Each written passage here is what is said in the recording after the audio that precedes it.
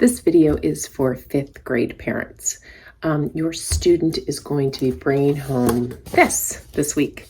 It's a fifth grade planner. And the reason we're doing this is to begin to get the kids prepared for how to kind of organize a planner and how to keep a planner for middle school, because middle school is a lot more challenging. You don't just have one teacher anymore. You have multiple teachers, do multiple assignments. You might be given a math assignment at 9 o'clock in the morning for first period, and then you're expected to remember what it is at 4 in the afternoon. The kids are going to have to write it down somewhere to be able to remember, because you can't remember, right? It's nearly impossible to do that. And some teachers in middle school are really good about putting everything into their Google Classroom, and others don't rely on Google Classroom as much. So you've got teachers with different organizational theory philosophies or whatever. So, which is all good, but the kids need to have a plan, right? So we created this little planner for the fifth graders. Let me show you what's in there so far. So what we have is, because we're starting in April, so we have an April calendar. So when your child brings this home, my recommendation is look at the calendar with them and put anything you have on there. So for instance, if they've got soccer practice on Tuesdays and Thursdays, write that in and write even the times, or, grandma's birthday parties on Friday night, or, you've got a play date happening or something special happening. Write those things all in so you and your child can sort of remember that those things are there, first of all, and start to see time visually. And that sounds funny, but for a lot of people, especially anyone with executive skill weakness in the area of time management, seeing time visually really helps them to be able to map it out. Let's pretend they have a big project due on Thursday, the 21st of April. You could write that in, and then you could, with them, sit down and say, okay, if this project's due here, let's say Wednesday, we need to make sure we're at the finishing touches.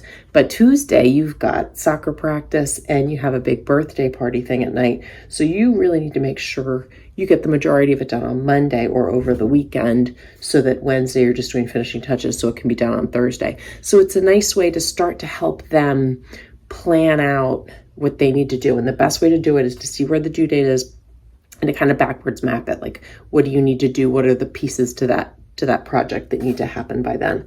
Then the next page is just a layout of the week. So what we did was, let me show you here. Sorry, hold this a little better. So we've got Monday. So you'll put the date in. So that first date will be Monday, April 11th. So we can just put April 11th in there. And then the kids will put all the work that's due, that they have, and then when is it due? Is it due the next day? Is it due Tuesday? Is it due Thursday? The teacher usually tells them when things are due. So that's for Monday, Tuesday, Wednesday, and then we have Thursday, Friday, and then down here I put Saturday and Sunday, kind of so they could think through if they have any missing work or any homework over the weekend that they need to do. I also included, you'll see on this side, hopefully you can see that. So this is my Monday. These are all the subjects. And then this is time. And I wrote from 3 o'clock and I did it hourly until 8 o'clock. And I did that so that you could write down with your student. Okay, so by the time, let me write it on this paper. So let's pretend that says April 11th, because that's that first day. And let's pretend they have math page 96. They have to read pages 30 through 35. I don't know what this is. I'm just making all this up. And a narrative that will say they have to write a little narrative. So they'll have this written down, and then they'll have due dates. Maybe it's due Tuesday. That's due Tuesday. Maybe that's due on Friday. Okay, so they have all those things on there. Okay. Then what you could help them, support them with at home, is on this side, you could say to them, okay, let's look at the time. By the time you get home from school, it's about 3:30. So we'll do a snack there. Then at 4 o'clock, you could do a little homework. Then at 5 o'clock, we have to get ready for baseball practice. So we can write baseball here. And we're at baseball until about 7 when we come home and do dinner. And then you have a little more time for homework. So if you help them fill these this in the evening and they can fill in the time, the kids will start to see what they're doing, when they're doing it. They'll realize they have a schedule, and and there might not be if they're realizing a lot of kids, how do I say this? They just don't see time like we do, right? They're not aware of time as much. So they think they can come home and play video games for 2 hours and then go to baseball practice. But then they forget the fact that then they get home kind of late. They have to eat dinner and then it's almost bedtime. So they're not going to have time to work on that project. So for them, seeing the time mapped out will help them organize their time and prioritize their time a little better. And you'll have to support them a lot with this at the beginning, but then they'll get better at it on their own. And the hope is that by the time they're in, the end of 6th grade or 7th grade, they'll really be able to do this on their own pretty well. That's what we hope for. And this will hopefully help support them with that.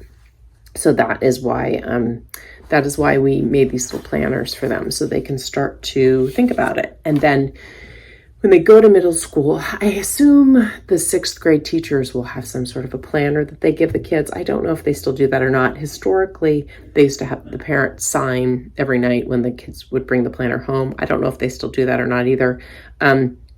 If you're finding that your child isn't given a planner and they don't have a school planner, I highly recommend coming up with some sort of system, whether it's purchasing a planner or whether it's like creating your own little planner, kind of like this.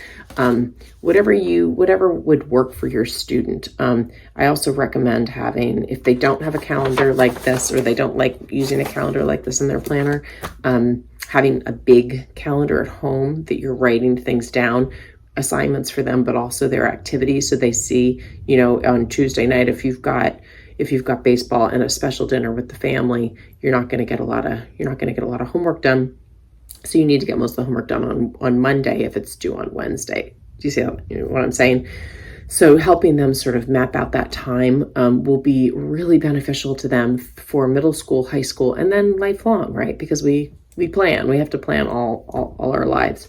The other piece with the planner is to have them figure out a spot in their backpack or a notebook that they're going to keep this, so that they actually use it. And sometimes you might want to let them like decorate the front or change it up somehow so it makes it look fancier and more fun, so that they utilize it more, because it can get kind of boring and then they stop seeing it. They literally stop seeing it in their backpack. So try to re-sparkleize it somehow, whatever that looks like for your student, right?